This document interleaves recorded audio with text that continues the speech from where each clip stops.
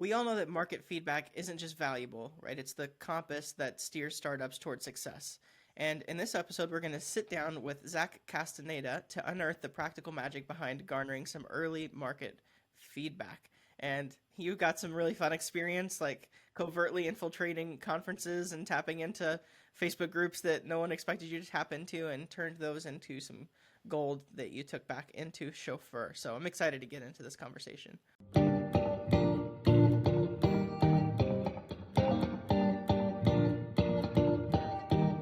Zach is the co-founder CEO of Shofeur. Shofeur is a company that's founded in early 2022 and is already revolutionizing the way that private transportation works, one reservation at a time. So I'm really excited. This is a really cool marketplace, and really great to have a chance to look into it. And then hearing about how you have prioritized over this last year and a half, making sure that you are on the right track in all of these different areas through market feedback and listening to your customers, has been incredible to me, Zach. Because not only is it important to make sure you're on the right track by getting that kind of feedback, but it also shows just the dedication to serving customers well and building a product that really changes the industry. So I think that's awesome. I'd love to jump in and just hear from your angle. Why is this a topic that you are passionate about? Yeah, so it started for me about 15 years ago when I was always the friend in high school and then throughout college and my adulthood. I was always the one that was responsible for planning these types of events with transportation, whether it's a party bus, whether it's a limo, whether it's a shuttle, whether it's just a regular SUV taking us to dinner, my girlfriend and I, or whatever it is. I noticed, and it hit me when we were traveling to other places. I always knew it was a problem in where I live in Orange County, California. But when I started going up to Napa, I went to Nashville, I went to Cabo San Lucas, Cancun, London, and I realized that reserving private transportation wherever I was going, whether it was just 2 or 12 of us or 15 of us, it was always the same problem. And that same problem was basically I was having to go on Google, I was Yelping companies, I would call a bunch of different companies for each location that I was going to. And I would hear back from some of them, I would not hear back from some of them. Some of them would want my credit card info over the phone. Some of them would want my credit card info via email. Some of them would want me to Zelle them money before I even really spoke to them. And it was just a really uncomfortable experience for customers. And this is, recently in 2023, it's still the same way. So yeah, we just realized that with all the technology that, exists today, there just has to be an easier way. And from my experience, a lot of these reservations are made ahead of time. So I figured that there had to be, a very marketplace aspect to this industry. And that's why we've kind of built Shofeur as a hybrid between a bunch of different marketplaces that we're all aware of today, like Airbnb, Turo, one called Get My Boat. That's basically Airbnb, but for boats and yachts, and a few other marketplaces as well. So, this problem has been around for decades. I've just kind of finally have taken it upon myself and my team to really build a solution that everyone will use wherever they're at or wherever they're going. That's awesome. And during that journey, what made you start off now saying, I want to garner a lot of really good feedback from the market on this? So you had your experience. What made you start up and say, we got to make sure that we're going to the market with this right? Yeah, that's a good question. So it really started, like I mentioned, customer experience on my end was pretty obvious. I knew there was a problem there, but then I wanted to figure out why that problem existed. So that being said, I kind of dug in to, seeing why it existed. And what I realized and what I did was about over a year and a half ago, before Shofeur was technically founded, I would, instead of cold call, I would cold walk in to these party bus and limo companies in my local region. And I would walk into their office and I would LinkedIn, if they had LinkedIn, I would LinkedIn the owner of the company and just try to find out who that was and ask for them, acting like I knew who they were. And sometimes I would be told this person's just a salesperson, get out of here. But there were a few times where I was able to speak to the owner, and I sat down and pitched the idea of Shofeur. One really funny story was, I think my third or fourth attempts of walking in one of these offices, I walk in and there's this paper everywhere. There's a huge paper calendar on the desk of the owner, and you can just see all the reservations, written down. And I realized, this is why this customer experience is so bad. It's because of the way that these individuals are managing their business. So that really helped us validate. At that point, we realized, okay, that there's two problems here. One problem is the customer experience, but that customer experience is so bad because a lot of these, we call them operators, the party bus limo companies. A lot of these operators are managing their business with little to no tech. And that's when it kind of hit home for us on what we needed to build for both sides of the marketplace and establish Shofeur as a marketplace. Experience is a great teacher, and you've been at this now for a while, and you knew what you believed going into it, and you've clearly got a lot of the stuff that has come from all of this good feedback, and we'll talk a little bit more about that later. But I'm thinking there's people who are looking to start marketplaces who are wanting to get that kind of feedback early on, and they're not where you're at yet, right? They're trying to figure out how they're going to go at this and make sure that their product is on the right path. So my question is, what should they know before they start going at that? Not exactly tactically, like what should they do to get that feedback, but what should they know going into that? What wisdom can you impart?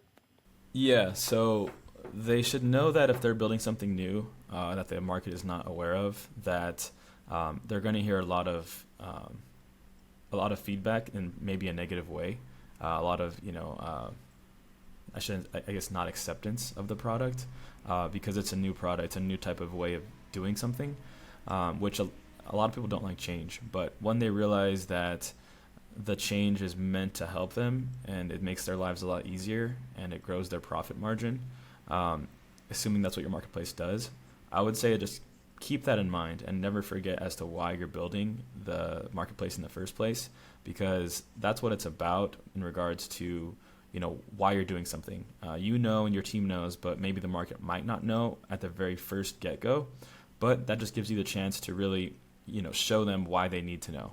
And when they realize why they need your marketplace, it'll be really special because at that point it's that's product market fit, and that's a very special moment because you'll really see your product flourish, and hopefully you'll be able to see people use your product if it's a global marketplace, everywhere in the world or wherever it's at. That's awesome. Yeah, it's hard to get people to have an aha moment and learn something new, right? It's easier to fit into existing categories, but the way that you have to build in order to scale is to create your own category and then win people to it. And so that it's hard work, but that's kind of the fun of building a startup is you get to do that hard work and see people's minds change, which honestly comes back to, I think that's a lot of the stuff that you've seen as you've gone and done some research, just talking to people, all of that kind of stuff. I'd love to hear some examples of insights that you've gathered from the industry as you've gone and done that early market research and gotten feedback. And how have the things that you've learned impact the way that you're building Shofeur? Great question again. And I would say we've done quite a bit in regards to market research. I mentioned the cold walking into the offices. That was one kind of aspect of it. And that helped us build out the backside of Shofeur, which is a full enterprise software that helps these operators manage their business from initial customer inquiry all the way to tipping of the driver. Shofeur handles all of that for them in a very automated process.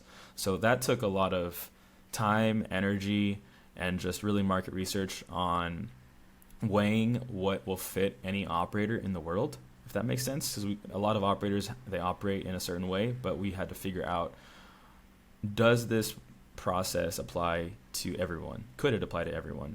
So we've had to figure out a lot of time it took for that to happen. But we're still doing that, to be honest. And I think we'll never stop doing that. Of course, yeah. It's really important, especially as tech evolves. There will never be times where we won't be asking for feedback from our operators. Now, on the customer side, the other side of the marketplace, the part of the marketplace that most, the average person, the most average customer will see is the Shofeur app in regards to making reservations. Now, that it's I'm sure everyone's heard of Facebook, but a lot of people don't realize is that there's something called Facebook groups, and in these groups, there are dedicated groups for figuring out solutions, I should say.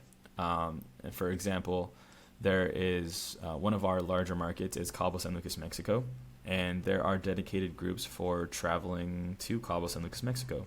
You're talking, I mean, there's literally hundreds of thousands of people in these groups, and they're always, every day, every minute of the day, they're asking, what's the best transportation? How do I get from the airport to my hotel? And some of them have groups of 2, some of them have a group of 15 or 20, and they all have the same problem. And what I'm getting at is the Facebook groups methodology has really helped us find people who are looking for our solution, even though they don't know it exists.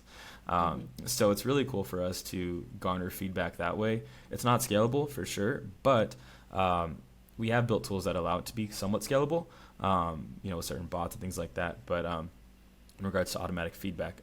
But what I'm trying to say is these Facebook groups are really important to figuring out if your problem, or I should say, if your solution is actually needed for people. And that's those 2 ways with both sides of the marketplace for our customers and operators have definitely been helpful in regards to how we've been able to build Shofeur as a solution that everyone needs. That's and awesome. wants. I think people underestimate the power of Facebook groups. That is the most lively part of Facebook right now. And it's people who are joining groups of like-minded people for interesting things, whether it's problems that they experience, industries that they work in, neighborhoods that they live in, all of those kinds of things. And they kind of let down their guard, right? Because they're talking as like peers and friends to one another. And there's so much good feedback if you can go and just to listen in on those things. Like you're hearing validation of the problem that you're solving, but you're also hearing the language that they use to describe it and the kinds of questions that they're asking to find solutions like yours. And that, like, all of that stuff is super valuable. So I would recommend people really take advantage of Facebook groups because they're lively and there's a lot of gold in there, and very few people are actually taking advantage of that. But that's a really good place to go get feedback. It is. And Brooks, what's crazy is these Facebook groups you mentioned, like everything you can think of, there's a group for it. I can guarantee you. And that's just opportunity for any business to kind of flourish, and provide a solution for most of these groups are revolving around a problem that they all have and they need an answer. And if you can provide the answer to people, I mean, that's a beautiful thing, because then, if you provide them a good experience, the odds of them coming back are very, very high. And that's the other piece of that too, is that they come back and they are in this group where they can also tell people to go and work with the people that they trust. Word of mouth has changed a lot in the last 15 years. People now can share about Shofeur in a group of people that are driving to a specific location looking for a specific product, and just make this hyper relevant and personal recommendation. And that the kind of stuff is happening and we don't even realize it's happening. But that's why those things are really important, I think. So I love just the practical nature of that advice. Facebook groups is one huge place that you should definitely be thinking about if you're building a marketplace. I'd love to hear some other practical thoughts from you on how marketplace leaders can go out early stage and get this feedback. What other feedback advice would you give them to be able to practically accomplish that? All right, yeah. So I mentioned Facebook groups, but one other kind of tool that I've kind of, I guess I shouldn't call it a tool, but one other tactic I've used to find feedback was from the operator side. And what that was every year they have a few conferences dedicated to the party bus and limo industry. And in these conferences, all of the owners of each of these companies throughout the U.S. go to them, and one of them happens to be in Las Vegas, which is about a 4-hour drive from me in Southern California. So actually, I went up there, and without a ticket in the conference, and I probably shouldn't say this live, but it's too late. So I ended up kind of sneaking into the conference and just listening in on and finding our competitors. for that enterprise software side of Shofeur. So competitors being, other softwares that are trying to provide them the same, reservation system, driver management system, et cetera, et cetera. And there's a couple of them that are, one is in particular has been around for a couple of decades now, but they're just building really, really Windows 98 type of technology. And one of the best parts was I snuck into the conference and I went directly to their booth, and they had this huge, extravagant, this booth that had 4 or 5 booths within that booth, if you can kind of picture it, with all the big screens and things like that. And I'm there, and they have a dedicated table with 2 employees that are just sitting there, and literally there's 20 people who are party bus and limo owners, who are operators, and they're just, I'm not going to say they were screaming at the employees, but they were asking the employees what is going on with the software. It doesn't work. Why doesn't this work? This is always a pain. We can never get customer service on the phone. And the employees were just taking it. They were just sitting there, and I was one of those people that were surrounding them. But I was just I was keeping my cool, and just actually I recorded on my phone and just the audio of it, and it was just pretty funny because I used that, I was able to actually I pitched Shofeur to a couple of those owners there who are now using the product today. And, I kind of pitched them literally in 30 seconds. And we had meetings after that. But my point in saying that is this was a really, really good way for me to, 1, scope the market out, 2, scope out our competitors on what they're doing and what they're doing wrong, and 3, trying to land some sales throughout that whole process. So it was a very interesting tactic for sure that I used there in regards to feedback from our operators, because ultimately Shofeur is nothing without operator supply. So providing them good technology is actually providing them technology that they want, is which it should be good as well. But providing them technology that they want and need, that's easy, is something that they're not accustomed to. So as long as we're doing that, Shofeur should hopefully have always, a decent supply of operators. That's good. Yeah. Build a SaaS enabled marketplace that serves your supply side. I think that's becoming a common tactic because we're realizing how much of a need that is and how great of a model that is for a marketplace. And even if you're if you're a marketplace leader and you're looking for this feedback, you don't even have to sneak into these conferences, right? You could go and listen. I mean, your competitors are going to conferences, your customers, both supply and demand, likely going to conferences, and that's a good place to just meet people. And a lot of people go and they think only in the sales term, like build connections, close some deals, have those kinds of meetings. Use those to get feedback. I can't tell you how many times I've been able to just walk around and talk to people who I know have really good feedback because they're in our market on the stuff that we're doing in marketing. And so I want to ask, how does this resonate with you? What do you think about this? Stuff like that. That kind of feedback is way more valuable than anything you can get out of those conferences. So I love that there. And then behind that, Zach, is just, I feel like your idea, which is just get in front of people. Whether it's walking into businesses or getting into conferences, you have to put in the work. You can get really bogged down as a marketplace leader. You will, because marketplaces are hard to build, right? With all kinds of things, and you have to prioritize, like you did, getting in front of your people, right? Yep, it's definitely essential for sure, especially as building a marketplace. That's people don't realize, but marketplaces are actually very complex when it comes to the behind the scenes that goes on. Just for a transaction, there's a lot of moving parts that people don't really appreciate. I know when we all book an Airbnb, we have fun on our trip, but actually throughout that whole process, Airbnb is notifying the homeowner, homeowner is kind of chatting with you, homeowner is getting paid out. There's just a lot of processes that are, behind the scenes, so to speak, with the marketplace. So it's very important to make sure you're building that type of tech. For sure. Yeah. And like you're saying, growing your supply side, your demand side at the same time is a challenge in itself. And so my question to you then, as we kind of wrap up here, Zach, is if you thought through all of this, all of the things that you've learned over the last year and a half, and going and garnering that early feedback from your customers, both sides, What is the biggest takeaway that you think would be helpful to other marketplace leaders? What's the biggest thing that you've learned through this whole experience? Yeah, that's pretty easy. Just don't ever give up, especially if it's a problem that you're really passionate about.